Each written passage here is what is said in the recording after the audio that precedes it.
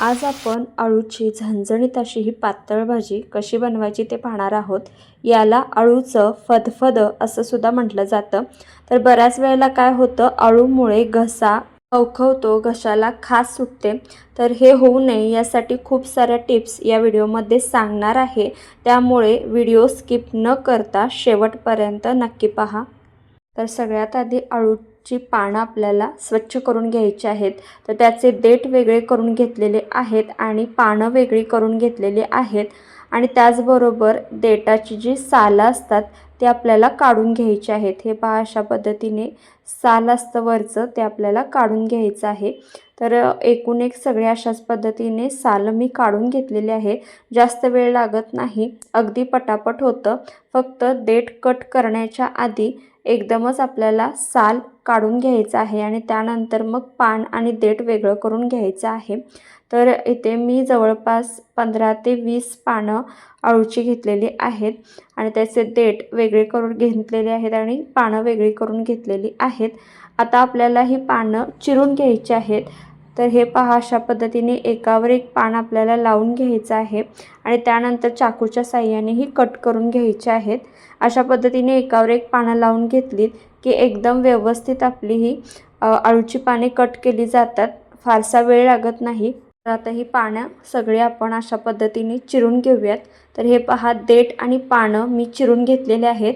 जमेल तेवढी बारीक अशी आपल्याला ही चिरून घ्यायची आहेत। आता ही देठ आणि पानं आपल्याला स्वच्छ पाण्याने 2 ते 3 वेळा धुवून घ्यायचे आहेत। जेवढं जमेल तेवढं चोळून धुवायचं आहे।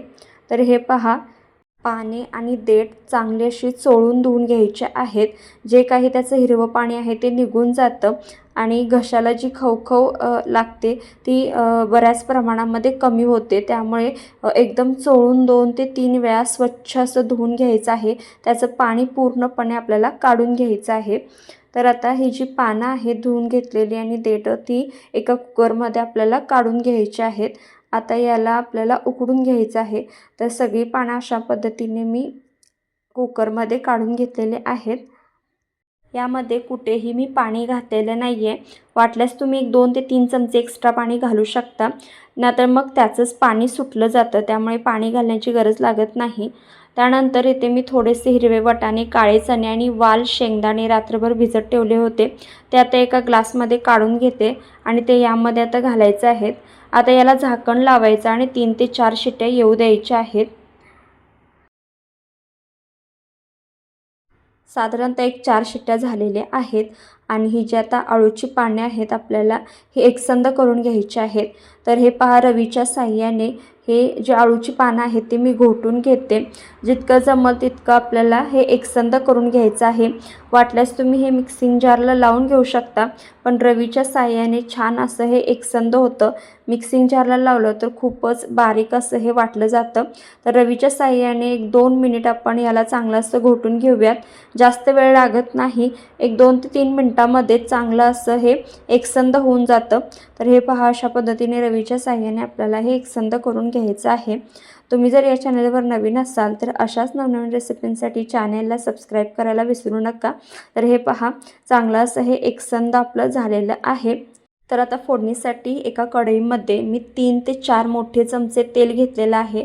तेल चांगलं तापलं की यामध्ये पाव चमचा मोहरी आणि पाव चमचा जिरे घालायचं आहे। जिरे मोहरी चांगले असे तडतडू द्यायचे आहेत। त्यानंतर यामध्ये 7 ते 8 लसणाच्या पाकळ्या घालायच्या आहेत।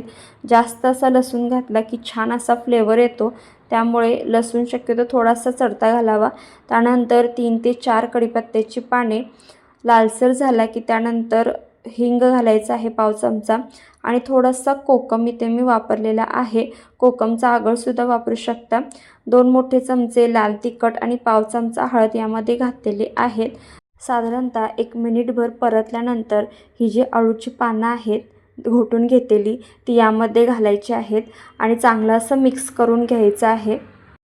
तुम्ही जर या चॅनलवर नवीन असाल आणि अजूनही जर चॅनलला सबस्क्राईब केलं नसेल तर नवनवीन रेसिपींसाठी चॅनलला सबस्क्राईब करायला विसरू नका। बाजूच्या बेल आयकॉनवर प्रेस करा, म्हणजे येणाऱ्या नवनवीन रेसिपींचं नोटिफिकेशन सगळ्यात आधी तुम्हाला मिळेल। आणि रेसिपी आवडत असतील तर लाईक करायलाही विसरू नका। त्यानंतर हे जे हिरवे वाटाणे, काळे चणे, शेंगदाणे आणि वाल जे आपण उकडून घेतलेले आहेत ते यामध्ये घातलेले आहेत। चवीनुसार यामध्ये मीठ घालायचं आहे आणि चांगलं असं एकजीव करून घ्यायचं आहे. अळूमुळे घसा खवखवतो, खाज निर्माण होते, तर ते होऊ नये यासाठी आपण यामध्ये कोकम वापरलेला आहे. कोकम वापरल्यामुळे काय होतं की बऱ्यापैकी आपला घसा खवखवत नाही. यानंतर यामध्ये 2 चमचे आपल्याला तांदळाचं पीठ घालायचं आहे, म्हणजे छान अशी आपली अळूची पातळ भाजी एकसंध होईल. चांगलं आता हे मिक्स करून घ्यायचं आहे आणि 3 ते 4 मिनटं लो टू मीडियम गॅसवर चांगली अशी आपल्याला ही अळूची पातळ भाजी शिजवून घ्यायची आहे. जसजशी ही शिजत जाते तसतसं याला टेस्ट येत जाते. त्यामुळे एक 3 ते 4 मिनटं लो टू मीडियम गॅसवर चांगली अशी भाजी शिजू देऊयात. तुम्ही ही अळूची पातळ भाजी भातासोबत, भाकरीसोबत, चपातीसोबत खाऊ शकता. दिलेल्या टिप्स वापरून जर तुम्ही अशा पद्धतीने अळूची पातळ भाजी बनवलीत तर अजिबात घसा घवघवणार नाही किंवा खास सुटणार नाही आणि अप्रतिम चवीची अशी ही आपली अळूची पातळ भाजी तयार होते. तर तुम्हाला ही रेसिपी कशी वाटली कमेंट करून नक्की सांगा.